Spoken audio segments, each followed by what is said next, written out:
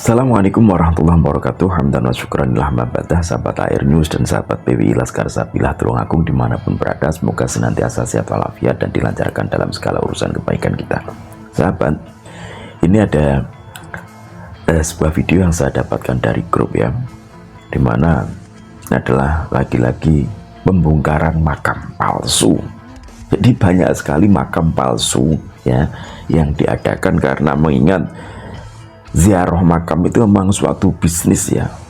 Makam itu adalah suatu bisnis yang menjanjikan. Cukup sekali bikin, hasilnya terus menerus.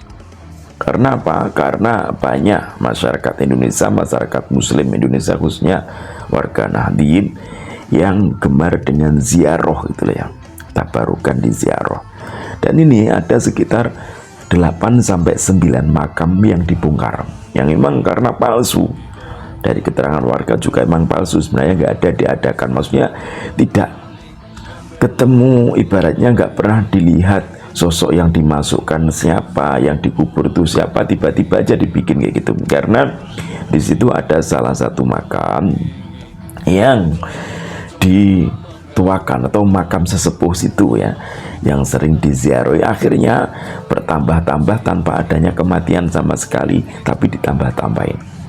Ya, kesepakatan dari warga dan kemudian dari teman-teman yang atau budayawan. Nah, ini bahkan teman-teman PWI sendiri ini nggak ikut dalam pembongkaran karena sudah dilakukan oleh masyarakat setempat, katanya semacam itu ya.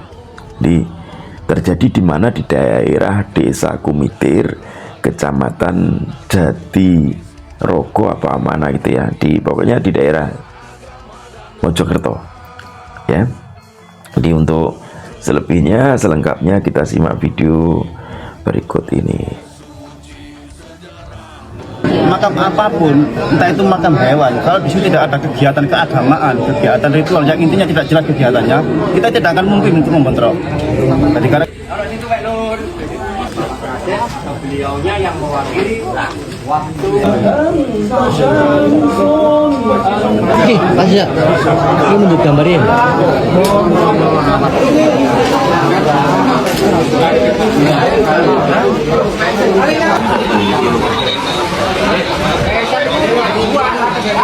kalau menurut masyarakat setempat dan juga cerita sejarahnya, yang asli ada 2 makam di sini, yang di belakang saya ini Mbah Sako dan Mbah Budiman. Dan yang lainnya itu semuanya makam palsu. Kenapa saya bilang makam palsu? Karena kemarin waktu narasumber si Habib Soleh ini, waktu kita datangkan waktu musyawarah, saya tanyakan soal perihal tentang pertama untuk makam ini, beliau tidak bisa menjawab tentang sejarahnya. Sedangkan untuk keaslian suatu makam itu harus jelas secara perdata atau secara masyarakat setempat sekitar. Itu yang harus. Makanya mengapa kita bisa mengatakan palsu? Karena memang palsu. Dan kita beri tekanan terus untuk menjelaskan. Yang pertama, makam-makam di sekitar ini. Ini dibilang petilasan. Bahkan dibilang petilasan. Kalau menurut saya kok gak dikasih nama, dan di situ sebetulnya kita simpel. Makam apapun, entah itu makam hewan, kalau di situ tidak ada kegiatan keagamaan, kegiatan ritual yang intinya tidak jelas kegiatannya, kita tidak akan mungkin untuk membentrok. Jadi karena kan di sini banyak kegiatan dan juga banyak dimanfaatkan oleh beberapa orang untuk intinya mencari uang di sini, makanya kita ternyata seperti yang lain-lain makam-makam palsu. Yang pertama yang membuat mereka membuat makam palsu adalah satu, dari mimpi. Itu kan secara perdata sudah masuk akal. Dari mimpi, dari Riyato. Yang kedua, sumbernya dari beberapa kiai. Ketika saya temui siapa kiainya, bilangnya sudah meninggal. Dan semua seperti itu. Yang artinya yang mana sejarah semua makam yang palsu sudah terputus sampai di situ. Tidak ada kelanjutan kemananya, nggak ada. Berarti di situ saya tidak mengatakan indikasi, tapi memang berbeda makam palsu. Makam-makam palsu ini dibuat apa untuk mereka kegiatannya? Kalau setahu saya, kalau memang untuk kegiatan di sini memang kegiatannya positif, untuk tahlilan, istighosah dan lain-lain. Tapi yang saya sayangkan di sini mungkin di situ ada iuran, terus ada kotak amal yang tidak jelas kemana. Dan di situ juga setahu saya, ini dugaan saya, waktu saya ngomong dengan masyarakat, ada beberapa masyarakat yang dimintai iuran dana untuk pembangunan makam ini, termasuk juga dari pihak desa juga. Kebetulan alhamdulillah pihak desa juga paham tentang prosedur, jadi tidak memberikan dana mungkin dan desa ke pihak Habib Soleh, teman-teman ya. Jadi banyak indikasi-indikasi yang merugikan lah menurut saya itu.